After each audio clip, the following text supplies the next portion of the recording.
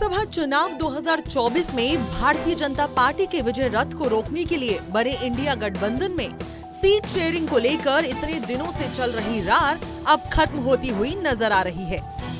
उत्तर प्रदेश में समाजवादी पार्टी के बाद अब दिल्ली में आम आदमी पार्टी के साथ कांग्रेस का गठबंधन फाइनल हो गया है। आम आदमी पार्टी और कांग्रेस के इस गठबंधन में किसे कितनी सीटें मिली, इसका ऐलान आज कर दिया गया है। हमारा कई राज्यों के अंदर कांग्रेस के साथ गठबंधन आज अनाउंस हुआ है। दिल्ली के अंदर आम आदमी पार्टी 4 सीटें लड़ेगी, कांग्रेस 3 सीटें लड़ेगी। हरियाणा के अंदर आम आदमी पार्टी 1 सीट लड़ेगी, बाकी सीटें कांग्रेस लड़ेगी।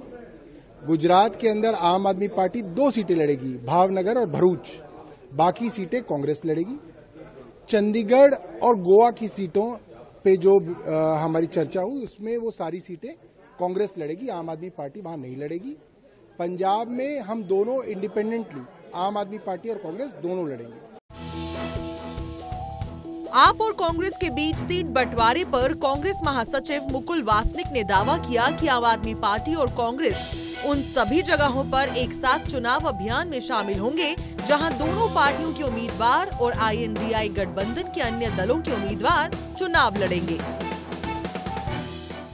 कुल पूरी तरह से आम आदमी पार्टी और भारतीय राष्ट्रीय कांग्रेस सभी जगहों पर जहां कांग्रेस के प्रत्याशी है, जहां आम आदमी के प्रत्याशी है या जहां इंडिया गठबंधन के दूसरे दलों के प्रत्याशी है, सभी जगहों पर हम मिलकर चुनाव अभियान में शामिल होंगे। देखिए, सारी परिस्थितियों का आकलन करके, सभी से चर्चा मशवरा करके आखिरी में पार्टियों को फैसला करना पड़ता है। उस तरह का फैसला किया गया। 7 लोकसभा सीट वाली देश की राजधानी दिल्ली में 4 सीटों पर आम आदमी पार्टी चुनाव लड़ेगी और 3 सीटों पर कांग्रेस, जबकि हरियाणा में 1 सीट पर आम आदमी पार्टी चुनावी मैदान में उतरेगी। शेष बची सीटों पर कांग्रेस चुनाव लड़ेगी।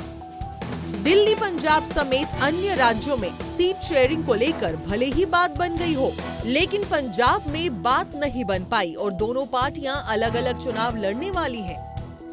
उधर पश्चिम बंगाल में अभी भी पेंच फंसा हुआ है। तृणमूल कांग्रेस लगातार कह रही है कि वो पश्चिम बंगाल में गठबंधन नहीं करेगी। पश्चिम बंगाल कांग्रेस अध्यक्ष अधीर रंजन चौधरी ने कहा, TMC दुविधा में है। पार्टी सुप्रीमो की ओर से आधारिक तौर पर हाँ या ना होनी चाहिए। तो TMC पार्टी की एक वर्ग वो चाहते हैं कि गठबंधन बने रहे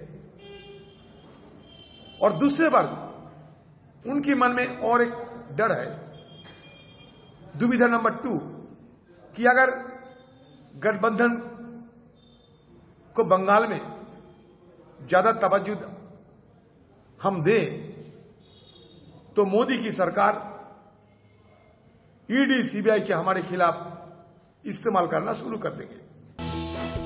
मतलब ये अब साफ है कि इंडिया गठबंधन की कुछ गांठ भले ही सुलझती हुई नजर आ रही हो, लेकिन इस गठबंधन में पड़ी हुई कुछ मजबूत गांठ अभी सुलझती हुई नजर नहीं आ रही। इन्हीं सब के बीच प्रधानमंत्री ने कांग्रेस पर हमला बोलते हुए कहा कि कांग्रेस ने सरकारें बार बार बनाई, लेकिन भविष्य का भारत बनाना भूल गई, क्योंकि उनके मन में सरकार बनाना ही था, देश को आगे बढ़ाना उनका एजेंडा ही नहीं था। और आज भी कांग्रेस की राजनीति की दशा और दिशा यही है। उन्होंने कहा कि कांग्रेस परिवारवाद, भ्रष्टाचार और तुष्टीकरण से आगे सोच ही नहीं पाती। कांग्रेस ने सरकारें बार बार बनाई, लेकिन भविष्य का भारत बनाना भूल गई, क्योंकि उनके मन में सरकार बनाना यही काम था, देश को आगे बढ़ाना ये उनके एजेंडा में ही नहीं था। आज भी कांग्रेस की राजनीति की दशा और दिशा यही है। कांग्रेस परिवारवाद, भ्रष्टाचार और तुष्टीकरण से आगे सोच ही नहीं पाती। जो सिर्फ अपने परिवारों के लिए काम करते हैं, वो आपके परिवारों के बारे में कभी नहीं सोच सकते।